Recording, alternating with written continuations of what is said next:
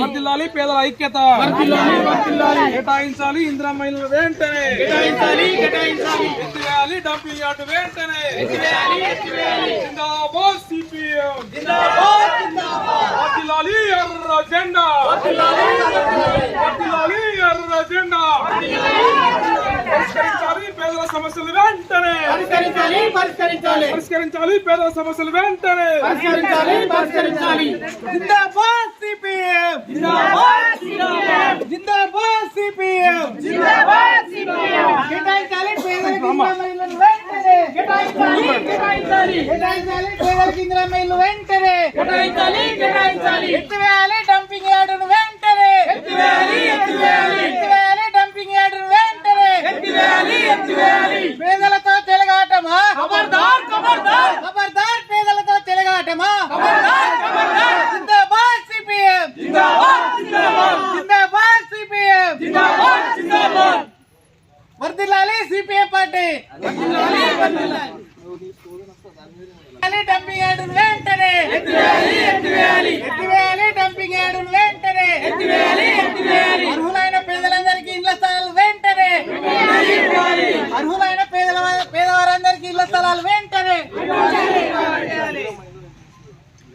ఇవ్వాలి, ఇందిరమ్మ ఇల్లును వెంటనే ఇవ్వాలి, ఇందిరమ్మ ఇల్లును వెంటనే, జిందాబాద్ సిపిఎం, జిందాబాద్ సిపిఎం, కేటాయించాలి అర్హులందరికీ ఇళ్లను వెంటనే, కేటాయించాలి అర్హులందరికీ ఇళ్లను వెంటనే, కేటాయించాలి అర్హులైన పేదవారికి ఇళ్లను వెంటనే, జిందాబాద్ సిపిఎం.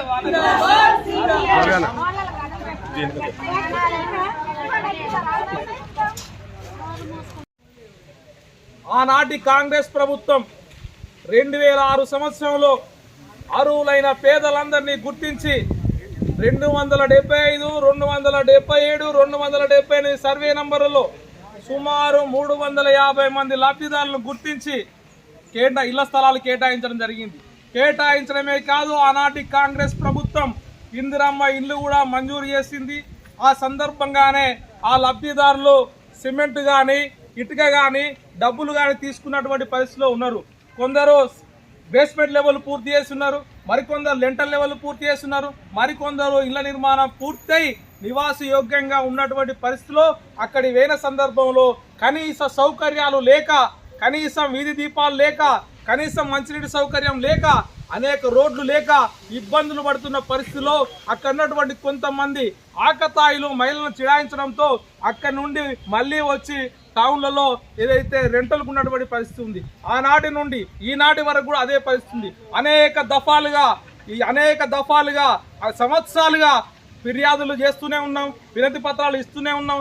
ఈ పేదవారి గోస కనీసం పట్టనట్లు వ్యవహరిస్తున్నది. చెవి ముందు కనీసం శంఖం ఊదినటువంటి పరిస్థితి ఉంది, చెవిటోడి ముందు శంఖం ఊదినటువంటి పరిస్థితి కనిపిస్తా ఉంది తప్ప రెవెన్యూ అధికారులు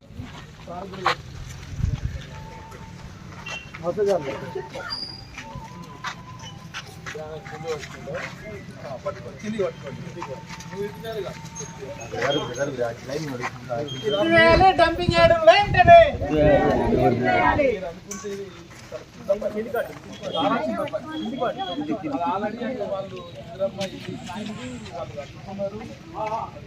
కొందరు మెంటల్ లెవెల్, కొందరు బేస్మెంట్ లెవెల్, కొందరు టాప్ లెవెల్ ఇవన్నీ అయితే మహిళలను కిరాయించాక అయినప్పుడు లాంతర్ దీపాలలో ఉంటే కూడా ఆ మహిళలు ఇబ్బంది పెడితే వాళ్ళు వచ్చి ఇక్కడ ఏముంటుంది.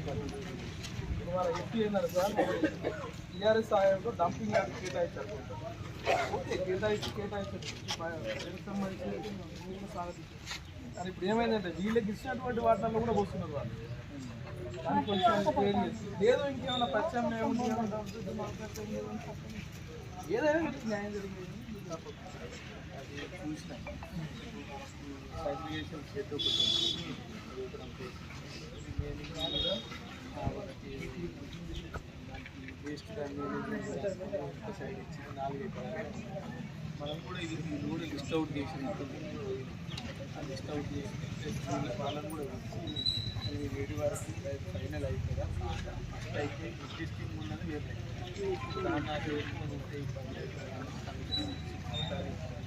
వాళ్ళు ఏదో జాబ్స్ ఉన్నాయి ఏంటి దాని ప్రకారం వాళ్ళకి మొన్న లిస్ట్ అవుట్ 67 ఎందుకు చేసినట్టు లిస్ట్ ఇచ్చేది మొన్న నేను కట్టి పోయేవాళ్ళు 25 మంది 4 ఎకరాలలో పోయేవాళ్ళు 25 మంది 4 ఎకరాలల్లో టోటల్గా 65 మంది వీళ్ళందరికీ కలుపుకొని ఏమన్నా కాదు వాళ్ళు కట్టుకుంటే వాళ్ళు మున్సిపాలిటీకి ఇచ్చిందే సార్ వాళ్ళు దూరం అవుతుందని చెప్పి నాకు సమాచారం కూడా చేయలేదు సార్ వాళ్ళు ఇందిరామ్మాయిల్లో లబ్ధి పొందిన వాళ్ళు కదా ఇందిరమ్మ ఫస్ట్ వాళ్ళు అట్లాంటప్పుడు లబ్ధిదారులు ఈ రైతు అంతా కూడా వాళ్ళకి చాలా ఏళ్ళ నుంచి